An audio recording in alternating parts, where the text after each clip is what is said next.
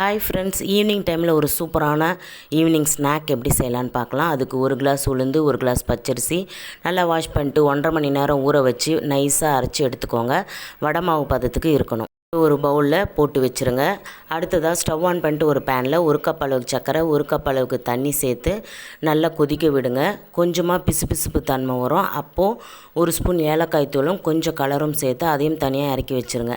இப்போ நம்ம எடுத்து வச்சுருந்த மாவில் கொஞ்சமாக ஒரு பிஞ்ச் அளவுக்கு உப்பும் ஒரு பிஞ்ச் அளவுக்கு சோடா உப்பும் சேர்த்து நல்லா மிக்ஸ் பண்ணிவிட்டு, உங்கள் கிட்ட பால் கவர் அப்படின்னா இதை போல் மைக்கா கவர் இருந்ததுன்னா அதில் பைப்பிங் பேக் மாதிரி நீங்கள் அது உள்ளே இந்த மாவை ஃபில் பண்ணி இதை போல் மெலிசாக பொரித்து எடுத்துக்கோங்க. பொரித்து எடுத்ததை நம்ம காய்ச்சி வச்சுருந்த ஜீராவில் சேர்த்துட்டு உடனே எடுத்துடணும். ரொம்ப டேஸ்ட்டான, வெளியே கிறிஸ்பியாக உள்ள ஜூஸியாக ஒரு ஈவினிங் ஸ்நாக் ரொம்பவே டேஸ்ட்டாக ரெடி ஆகிடும். ஃபுல் வீடியோ கமெண்டில் லிங்க் பண்ணியிருக்கேன், செக் பண்ணி பாருங்கள்.